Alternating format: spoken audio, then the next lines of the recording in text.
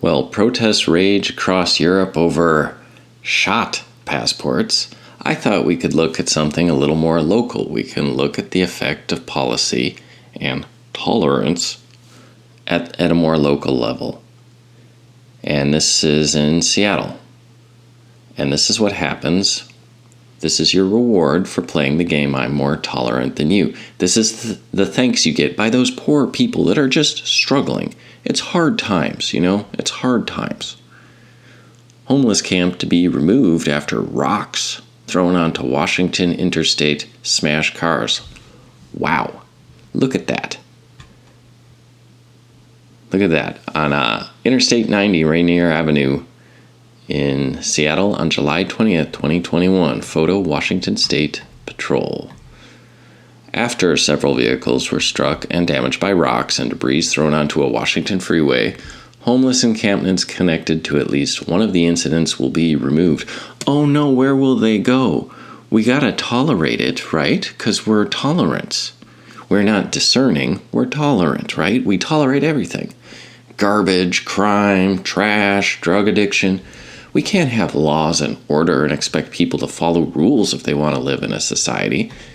And they'll be grateful, right? They'll sure be grateful for all that tolerance you've shown them that has enabled their life of despair and addiction.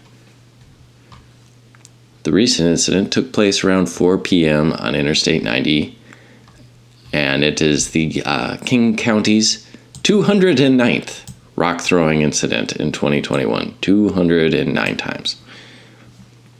So this wasn't a unique incident. A 41-year-old, 41, this isn't some 20-year-old kid getting rowdy. This is a grown man.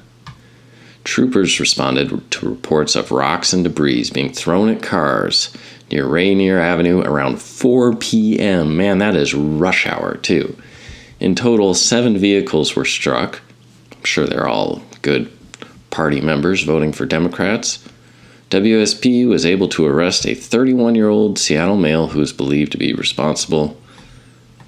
And on Tuesday in Mercer Island, fire department ambulance transporting a patient. An ambulance transporting a patient was hit with an intentionally thrown concrete debris on I-90. Oh, so we have someone here and they're in an ambulance. Rushing to the hospital. These medical social services we are all paid taxes for. And then these people that we allow to just be parasites on the system take pot shots at civilization as it drives by. Why? Why? Why is this allowed? Why is this tolerated? So 2 others have been charged in connection with rock or debris throwing near Rainier Avenue. A spokesman for King County Prosecuting Attorney's Office said a 35-year-old, Nicholas Souza, and another 35-year-old, Edgar Rouse. 35, 40 years old. It's amazing. A 40-year-old woman was arrested on July 1st on reckless endangerment charge for throwing rocks. I'm all for medical, as far as psychological institutions, bringing that back, funding that again.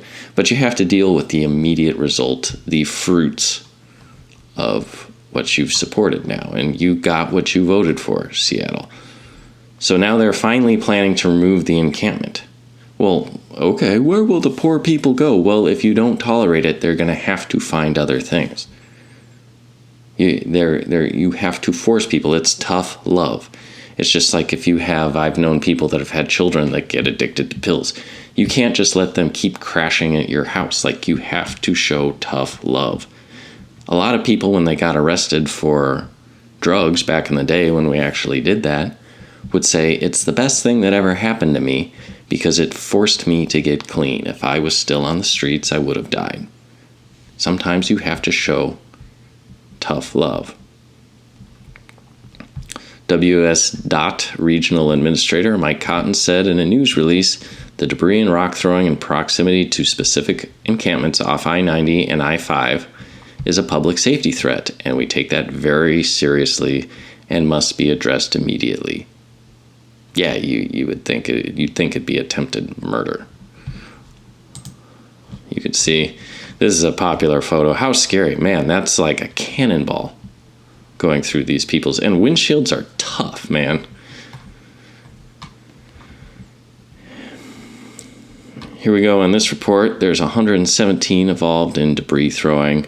One man in June, driving down I-90, had a serious cut on his face. Okay, so his face got sliced open. For doing what?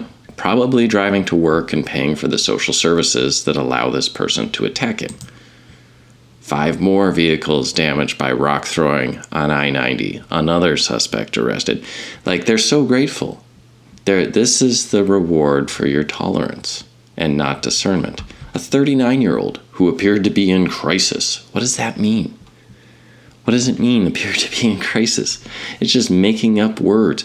A 39-year-old that is endangering the lives of people that are playing by the rules. People that are living by civilization. Neighbors who live close to the encampment in I-90 said they were not at all shocked that the fourth person arrested in the latest debris throwing incidents is tied to the encampment. There have been several people injured, but no one has been killed yet. Hopefully we can get a handle on this. Well, what do you do? Well, you have to start enforcing law and order, and you have to support politicians that support law and order. You can protect children, or you can protect filth. You can protect society, or you can protect a generation. You can't have both. You have to be willing to make hard decisions, and niceness shouldn't factor in anymore. Neighbors said the camp has been a persistent problem with drugs, fires, and crimes. Oh, we had a fire recently. They put up a nice fence, and they cut through the fence and camped out. It used to be fairly peaceful, and it's beginning to get more and more illegal activity. More rock throwing happened again on Monday.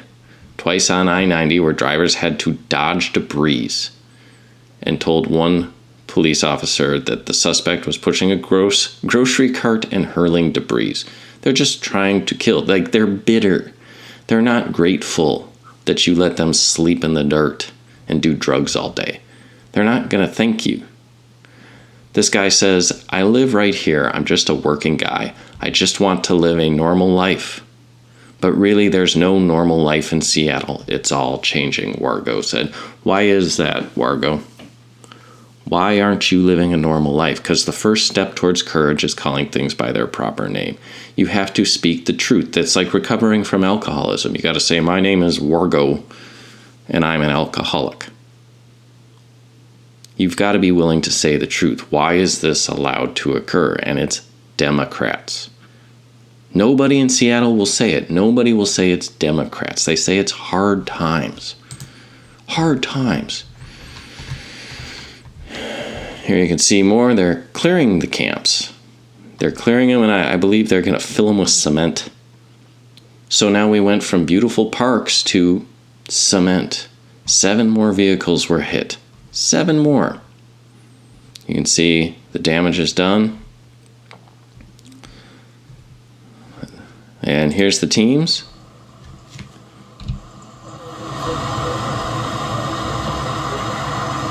Showing up, workers.